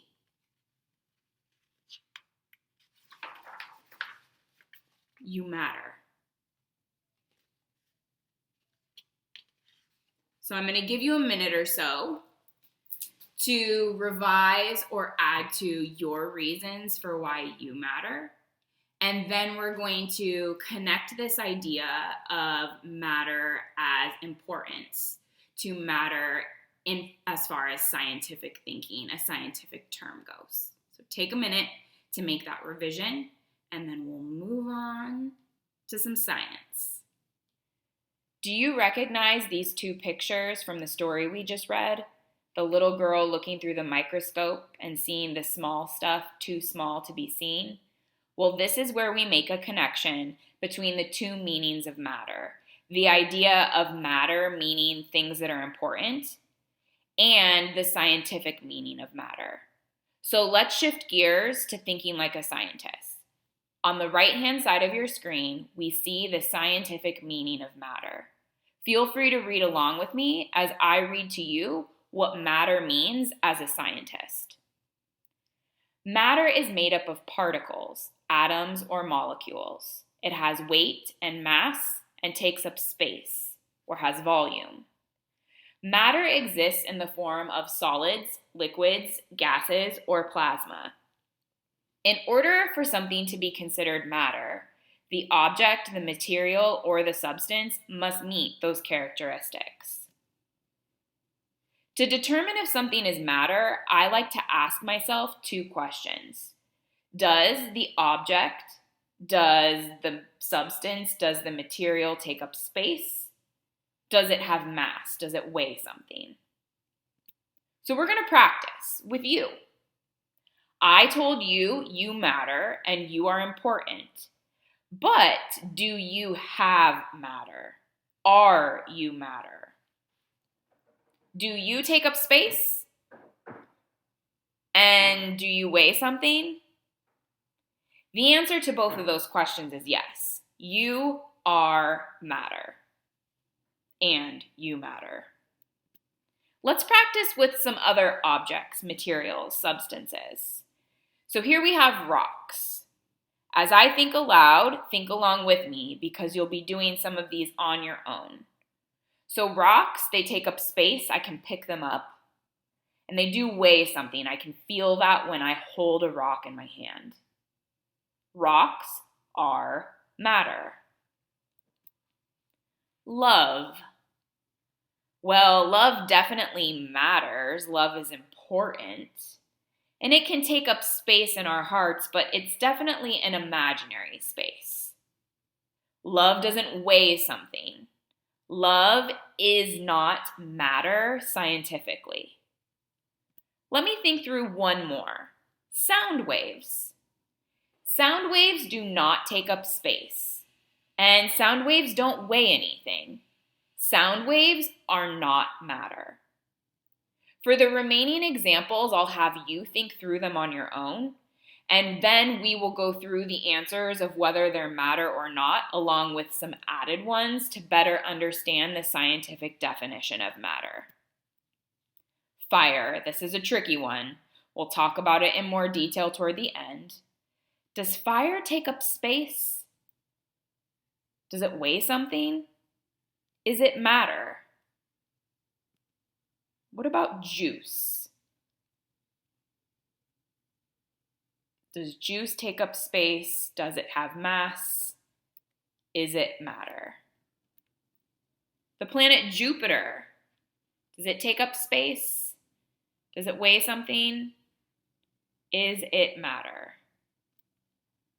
Electricity. And here I'm not talking about the light bulb. I'm talking about the energy, electricity. Is it matter? And air, another challenging one to think through. Does it take up space? Does it have mass? is it matter? So let's look at the lists in front of us. Like I said, these lists answer the questions of the materials, objects, and substances that we just looked at, and I threw some other examples in there as well to help you better understand. So on the left-hand side, the items on the list that are considered to be matter were rocks. I also threw in baby powder, milk, air is matter, dust, cells, atoms, smoke, salt, the planet Mars, the planet Jupiter, steam, rotten apples, water, bacteria, oxygen, stars, and dissolved sugar. All of those objects, materials, substances, they all take up space and they all have mass or weight. Therefore, they are all examples of matter.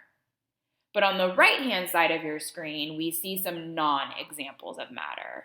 Light does not take up space or have mass. Neither does love, heat, sound waves, gravity, magnetic force, or electricity. I want to talk in a little more detail about fire. Fire is a tricky one. Fire, the answer depends on how you're thinking. So if you were thinking about the vaporized gas that comes off in the flames from fire, then yes, it can be considered matter. But if you were thinking of the light or the heat that's emitted, that's energy. So your thought process here is what determines whether fire can be considered matter or not. I also want to think through air, because air is another tricky one that we're going to actually focus some more time and energy on as we wrap up our lesson today. So air is matter. Believe it or not, air takes up space and air has weight to it. We'll explore that again in a little more detail. I don't know about you, but it seems easier to determine if certain objects, materials, and substances are matter versus others. So for example, this plastic dinosaur, it's a solid. I'm able to pick it up. It meets the characteristic of taking up space, having volume, and it weighs something. And because it meets those two characteristics, I know that this plastic dinosaur toy is matter. Same thing with this soda. This soda takes up space. It filled my cup. It has volume. It has a weight. And because it meets those two characteristics, I know it is matter. It seems to me that solids and liquids might be easier for us to determine if they are matter rather than gases. Sometimes it's hard for us to understand things we can't see. So for example, I have a balloon here, and when we're thinking just about the balloon is matter, it takes up space, and it weighs something. But I'm going to use this balloon to prove that air has volume.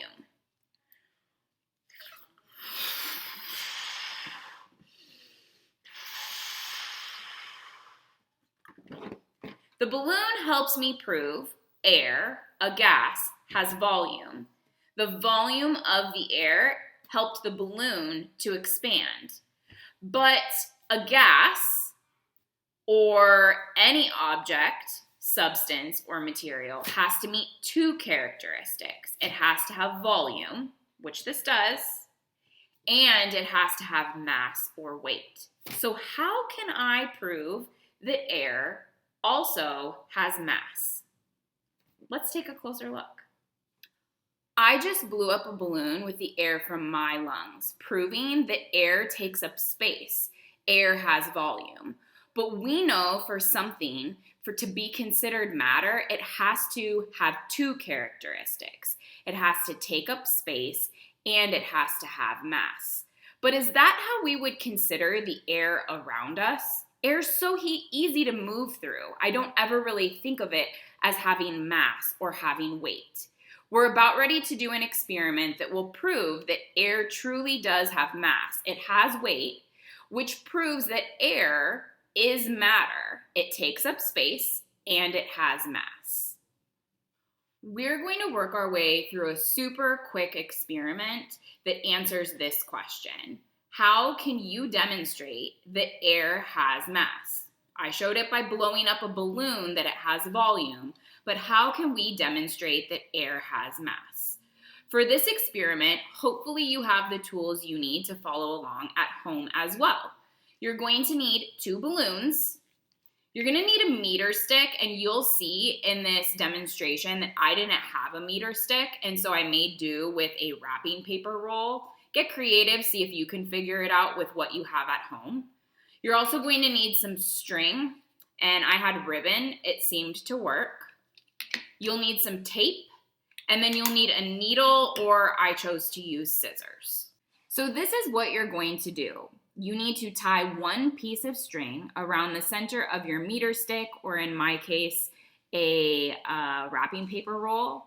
And then you're going to tape the other end of the string to a table. I taped it to the counter. You want the meter stick to be able to move easily. Then blow up each balloon and tie the ends. Now tie a piece of string to each balloon around the knot and tie the other ends to opposite sides of the meter stick. You should be able to adjust the positions of the balloons on the meter stick to allow the meter stick to settle horizontally. We've created our own balance. The horizontal meter stick shows that the weight on each side is balanced. Now use the needle or scissors to poke a hole in 1 balloon. Be careful not to pop the balloon. We want to create a slow leak, not an explosion. Watch what happens to the meter stick as the air leaks out of the balloon.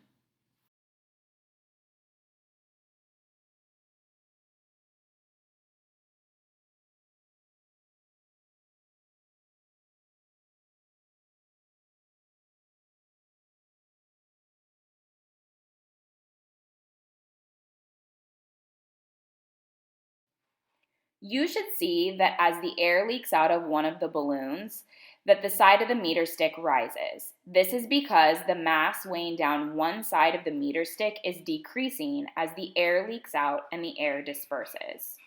From this experiment, we know that air takes up space. It was able to expand the balloon because of the space it requires.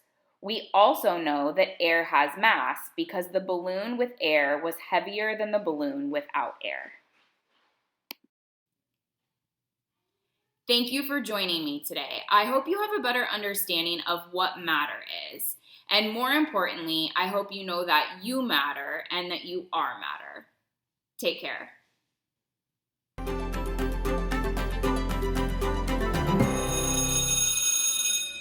Hi, and welcome to 7th and 8th grade science. My name is Mrs. Carlson, and I'm from Irene Lopez School in the Roosevelt School District. So let's get started. Today we're going to talk about germs. For this first activity, you're going to need a pencil and a paper. So go ahead and grab that.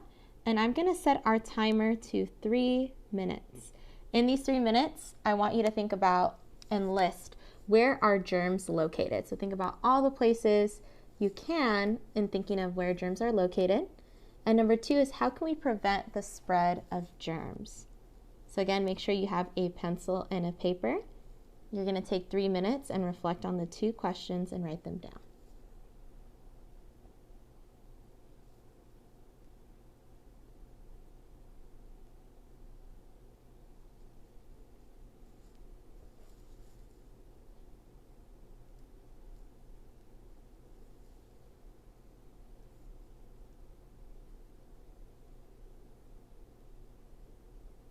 You have about 2 minutes.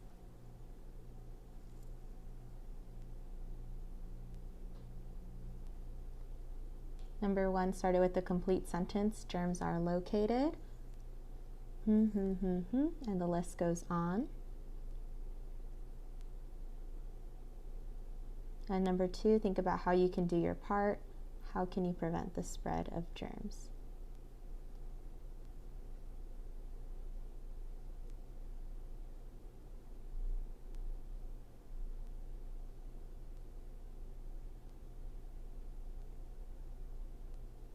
have about a minute and a half.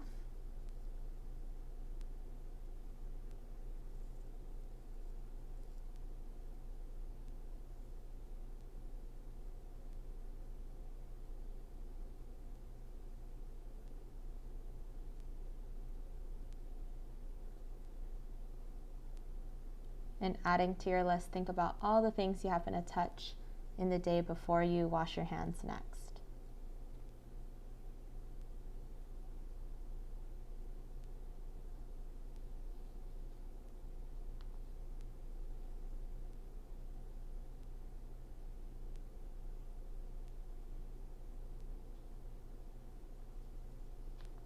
Right now, a lot of us are being affected by the coronavirus. When we think about how can we prevent the spread of germs, I hope that you're writing washing your hands, staying indoors, wearing a mask when you're out in public. What are the other ways you can think of for us to prevent the spread of germs? You have about 30 seconds to wrap up your thinking.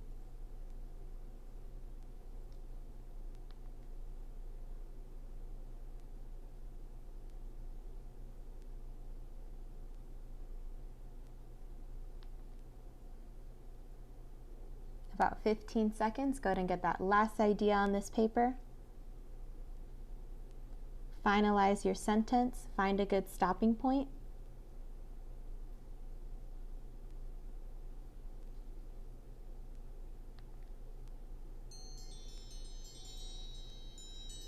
And that is my timer. Thank you for completing the quick write. Now that we might have gotten freaked out about all the places that we have spread germs, let's talk a little bit about what are germs and what are ways we can prevent germs from continuing to spread. So germs are found everywhere. They're found in air, water, food, soil, even on you.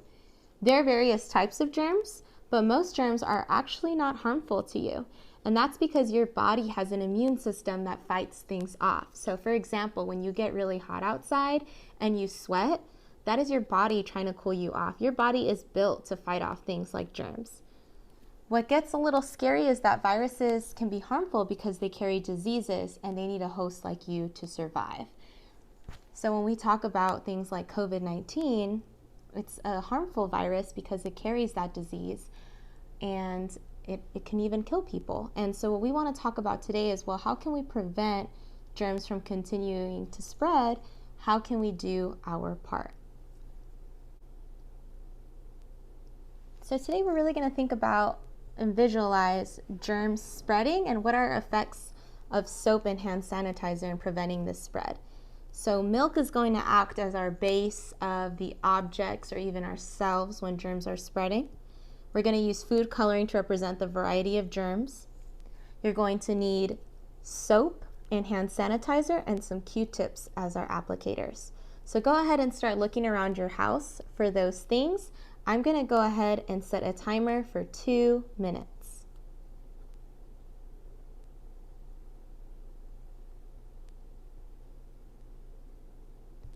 Again, I want you looking around your house for milk, food coloring, soap, hand sanitizer, and Q-tips. You have 2 minutes to go find.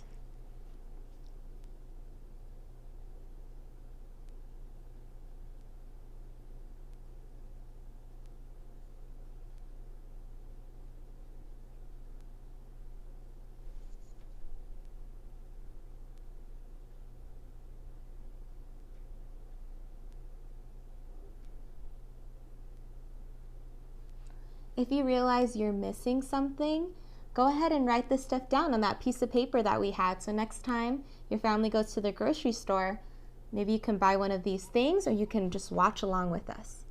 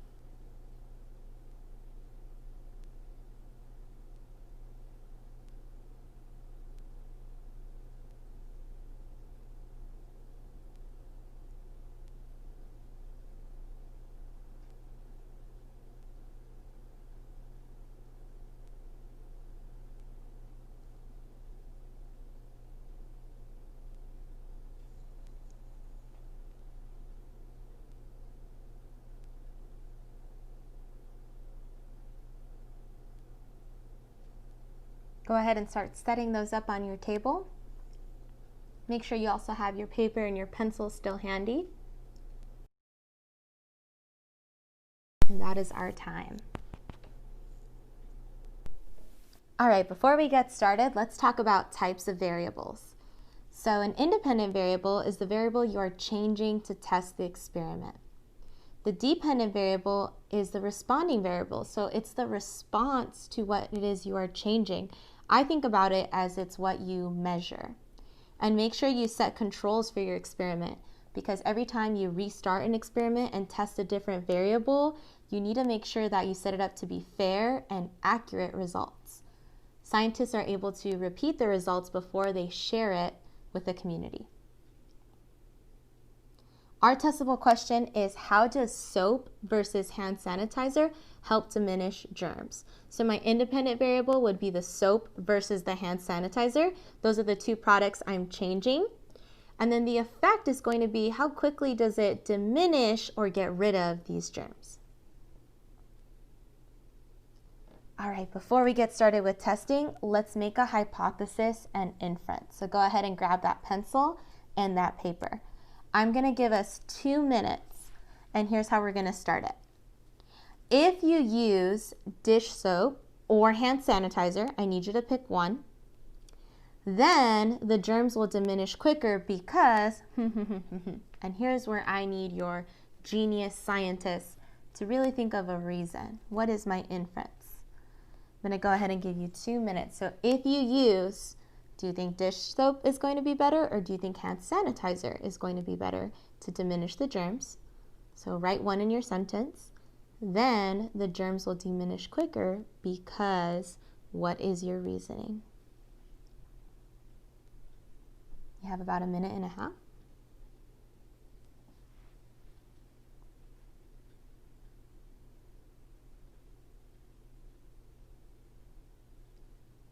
Why is one product better than the other?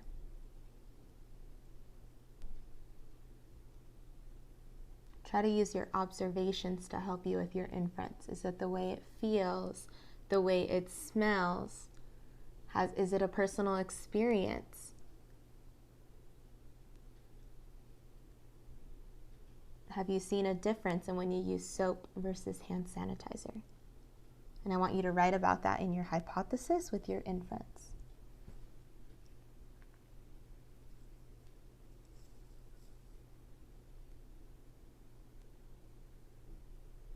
You have about 1 minute.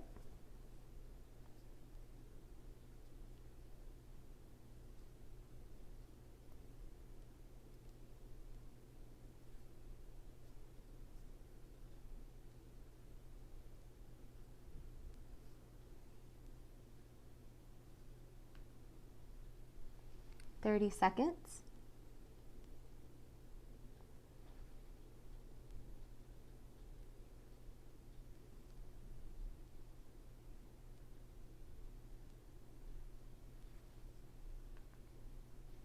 And you're selecting one independent variable and your reasoning. 5 seconds.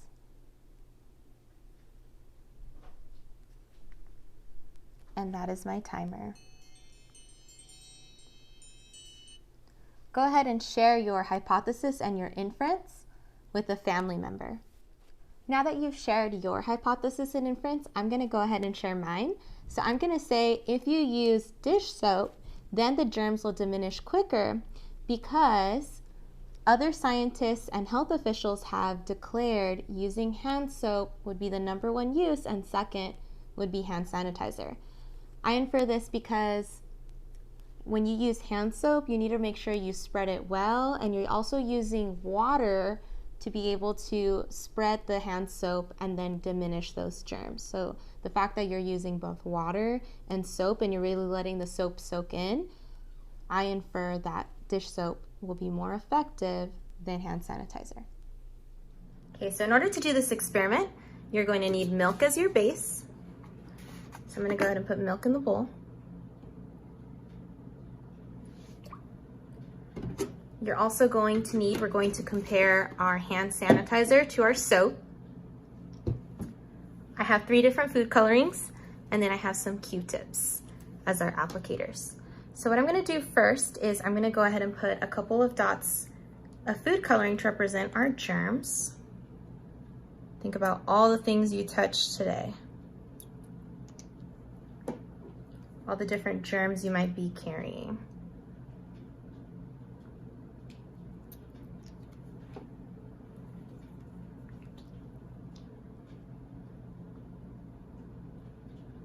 Okay. And I encourage you, if you have a timer on your phone, to go ahead and time and see how fast can the soap spread out and clean up our germs. So I'm using the Q-tip to go ahead and dip and just get some soap on there. And now let's test it out. Whoa. See how fast it's spread out? Doing the same with blue on the opposite side. And that was all within seconds. Same thing with green. If I was to use the clean side, it would be even better. Now we're gonna reset to see how fast hand sanitizer works. Remember, in an experiment, you need to have a control. So here the milk is gonna be to the same level.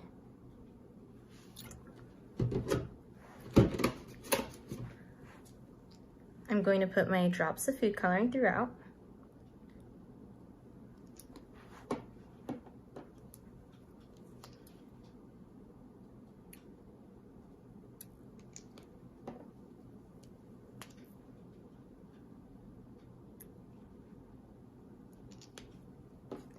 I'm gonna get a new clean Q-tip, dip it in my hand sanitizer.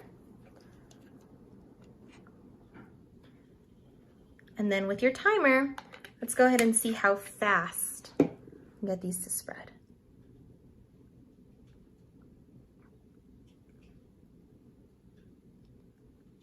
So it quickly spreads and it spreads pretty far. But if we compare it to our soap, our time was a little faster with the soap. But it still has almost as great, and I can go anywhere, and it's leaving a really clean effect.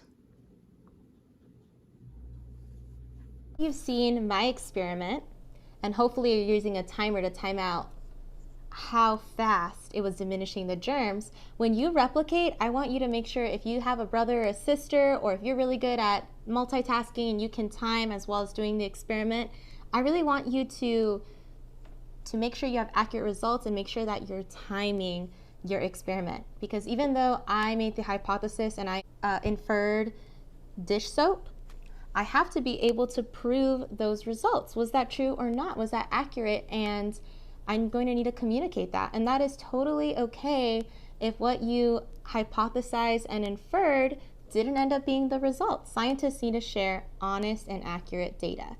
So on the left-hand side, soap and hand sanitizer, remember those are our independent variables. Those are on the left-hand side that I put here. And then I made a data table. I figured there was 2 different ways I can measure this, or 2 different ways that I can represent my dependent variables. So I can measure time, how quickly did it diminish those germs, or I can measure how far did it spread. I can grab a ruler and see how far away did those germs just diminish and move away from where we applied the soap. If you want to test both ways, you can set it up to be 2 different experiments, and if you want to repeat it, even better. After you experiment and you've analyzed your data, the last thing we need to do is really interpret that data. Which cleaning product was quickest in diminishing the germs? Which cleaning product removed the germs farther? Can both products be useful, or is one better than the other, and why? So when I first was making my hypothesis, I was telling you guys that the medical experts out there are saying to use dish soap when you can, hand soap when you can, but if you do not have that available, hand sanitizer is the next best thing. So do you find that to be true? Are they both equally useful? Why? Use your evidence. I want to thank you guys for joining me today. I hope you had fun, and I really hope that you share this information with a friend on social media with permission, text it out, send it to family. enjoy and make sure you share those results and you do your part in helping diminish the germs and not spreading COVID-19. One last thing I want to do is be a good digital citizen. So that means I share my resources when I use something online.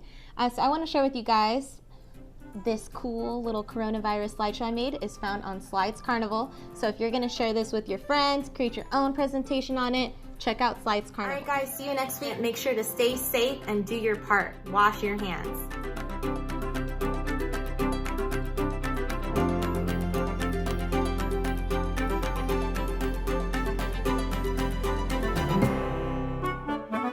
You've been watching Phoenix TV's Study Hall, brought to you by District 8 and our partners at Osborn and Roosevelt School Districts. Tune in Monday through Friday from 9 a.m. to 11 a.m. for more Study Hall. I hope you learned something today and keep up the great work.